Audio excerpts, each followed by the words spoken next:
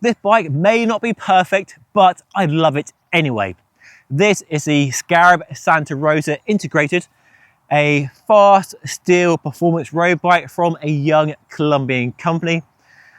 And this bike has been fully customized and built for me, from the geometry, using my bike fit data and the paint finish. This bike, hopefully, is one of one, a unique finish on a bike that I think looks amazing. Just take a moment to appreciate how beautiful this bike is. So Scarab is a young company from Colombia. You've probably not heard of them before, but I had the chance last year to go through the process that a customer goes through, which is fully custom. From the bike fit, the geometry, and then the finish of the frame. And I even flew out to Colombia to collect the bike and ride up the world's highest paved road on this very bike. And my experience of that factory visit and riding up that road and suffering like a dog is linked down below in case you missed it. Now, this is a steel bike. Scarab only work with steel, road, gravel, and mountain bikes. And it's interesting because most of the bikes I review here on the channel are made from carbon fiber. That's not my personal choice. It's based on the popularity of the material, especially in the performance end of the bike world that I mostly operate in. But truth be told, most of the bikes I've bought and owned over the years, road, touring, gravel and mountain bike, have been made from steel, which this bike here is, because I just love the material. Both the way it looks, the classic looks, there's nothing crazy aero about the bike. It's just a classic traditional looking bike, but brought bang up to date with full internal routing, space for 35mm wide tyres and a T47 bottom bracket using the latest Columbus Spirit tube set. So retro the material may be, but there's nothing retro about the bike at all. And it's easy to get all misty-eyed about steel, but I'm definitely not doing that in today's video. The bike has to stand up to scrutiny. It has to offer great performance to justify the fact it's heavier than carbon fiber. And the frame is as beautifully made as any high-end steel bike I've had the pleasure to ride in the last 20 years, with very neat, smooth welds indeed.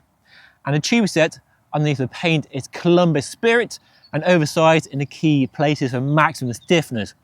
So a nice oversized down tube, that big T47 bottom bracket, big chunky rear stays and nice cowl dropouts, and up front an MV carbon fork into an oversized head tube with full internal routing and a wolf tooth headset.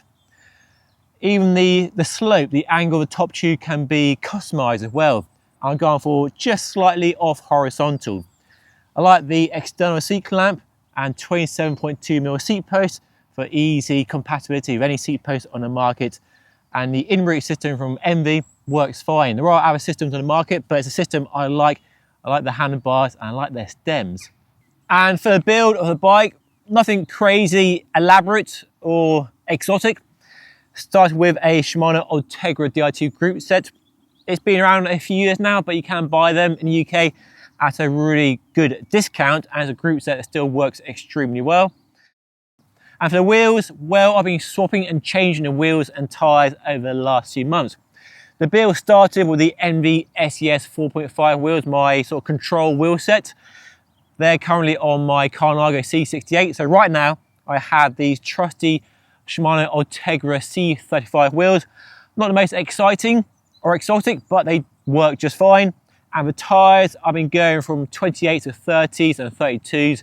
30 probably a sweet spot right now, but 28s here work just fine with the smoothness from the frame and fork, giving a nice ride quality over my local rough roads. And the weight on the scales of the bike does vary depending on the wheels and tyres on it.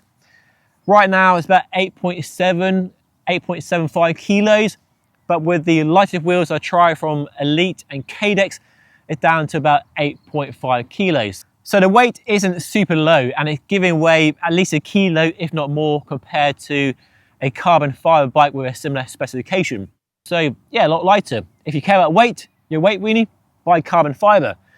But there's more to life than weight. So let's talk about how the bike rides. I'll get a change and join me out on my local roads, and we'll talk about the ride, performance and handling of the Scarab Santa Rosa. So I first rode a bike in Colombia, which was an incredible experience. I highly recommend it. The riding, the people, the culture, the landscape, just fantastic. And my first ride on a bike, well, it clicked straight away, as it should, given the geometry has been designed for me from my bike fit data.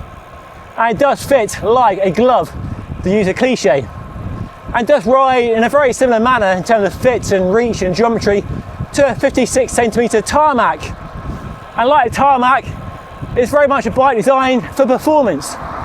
Maybe less racing, there's no error or marginal gain to speak of, but if you want to ride fast and you like really pushing your body and yourself to the limits, then a bike, yeah, will definitely enable that. And despite the weight being higher than a carbon fibre equivalent, it didn't hold me back riding the world's highest paved road. And maybe on a carbon bike, I might have been a few seconds or minutes faster. And would it have changed my experience? Unlikely. Thank you for nice. Right, man. So, there's hot water in a sink here. Can I help you? The new bike? Well, fine. Okay. You just got graduated. Congratulations, David. Yeah. Thank you so much. And the first aspect really of the performance is the ride quality. It's so smooth on my local roads. Just soaks up the creases and the broken tarmac so nicely. Maybe not as silky smooth as a Fairlight Strail, but it's definitely more of a performance focused bike than a Strail, and that shows when you ride it with any sort of gusto, shall we say. The Strail is an amazing bike, but designed for long distance touring comfort. This bike is much more sprightly, much stiffer, definitely wants to be pushed hard all the time. Yeah, you can settle back into a cruise and enjoy the view, like today, but really, performance does come through loud and clear on this bike.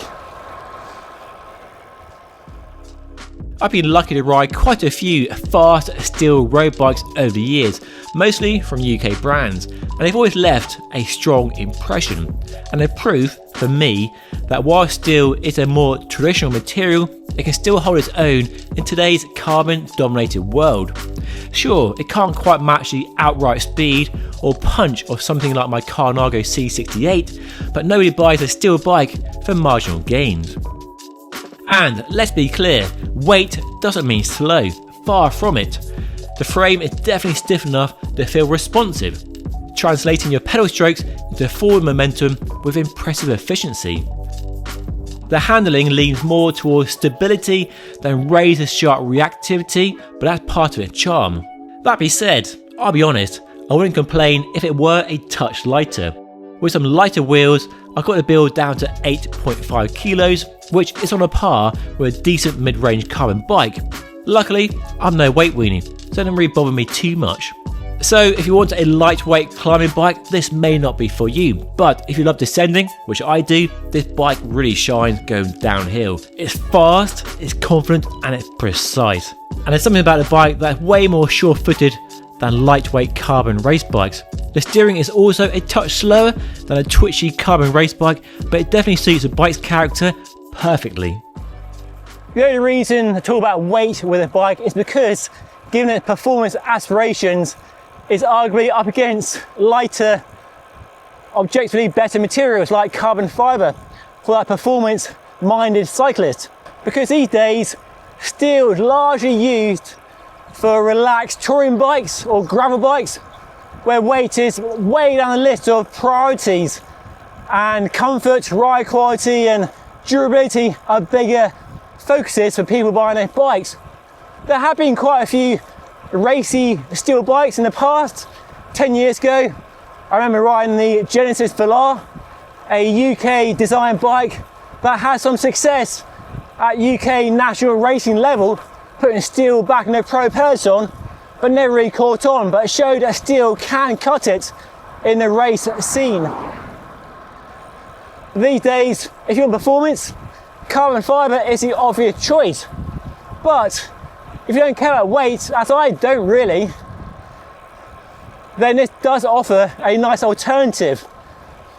I love the fact you can have a fully custom bike, bespoke to your very needs and imagination in a way you just can't with carbon fibre. And that's definitely part of the appeal. It's not about weight and performance, it's about the ride quality and that customisation which steel does offer, and why it still refuses to die away. So this bike definitely surprised me. It might not be perfect if you care about weight, but I love it anyway. What a bike, what a beauty. And a bike I'm happy to say I'm going to buy from Scarab and keep in my collection forever and ever. It does ride that nicely. Yes, I might not ride it every single day, and I won't sell my carbon bikes yet, but it's a place in my heart and my bike collection for a steel bike like this. What a beauty. The frame set will cost you £3,850, and the price includes both custom geometry and custom paint, with 3 levels of paint available, and even the base paint option I went for includes a wide range of choices. And as I found out, the customer is very much involved in the process. Turnaround time currently is around 12 weeks, which is definitely shorter than some independent frame builders where the wait can stretch into years. It's certainly not what you call affordable, but considering it's a custom made and custom painted frame to your specifications, I think it represents pretty good value for money. And having had the opportunity to meet the people behind Scarab, I really admire their ambition and their mission to really put Scarab on the map as a Colombian bike brand. When you think of bike brands, you don't really think of Colombia having a bike brand in the same way that Italy has Bianchi and Villia, and the US has Trek and Specialized, and the UK has Enigma and Fairlight and Mason. But here is a really passionate Colombian bike brand making really nice bikes. And they have a fantastic lineup of models from road, gravel and mountain bikes, and some amazing paint finishes. This one is fairly boring by their standards, but they are offering with some very lavish celebrations of Colombian culture that definitely worth checking their website out for to see those builds. I'll put a link down below if you want to check those out. And I really like that the bikes and the company is coming from a really good place, being passionate about their roots and trying to celebrate them and share them with the rest of the world. And I'm glad they have done, because I now know a lot more about Colombia. I've been there, it's an amazing country. I'm definitely going back. It's an amazing place to ride a bike, and the bikes are a great expression of that. And clearly, you can probably tell I like the bike quite a lot, so much that I'm not sending the frame back. I'm going to buy the frame from Scarab and keep it in my permanent collection of bikes. Because as I said at the top of the video, I've bought and owned more steel bikes in my lifetime than carbon fibre. I love carbon fibre, don't get me wrong. For performance, for racing, yeah, you can't beat it. I just bought a carbon fibre gravel bike, but I still really appreciate the way steel rides, and I still like having steel bikes in my collection, because something about the material, something about the way it rides and the way it looks. Okay, I got carried away a bit there, so hopefully you let me off there. If you want to find out more about Scarab, I'll put a link to their website down below. Check out their website for more info on the Santa Rosa and other models in their range. Definitely worth checking out some of the paint finishes as well. And hopefully you enjoyed watching the review of the Scarab Santa Rosa. And if you did, make sure to hit that subscribe button down below. And if you want to see a video of me suffering up the world's highest paved road on a bike, then watch the video link right here somewhere. But that is all for today. Thank you so much for watching. I'll see you again very soon.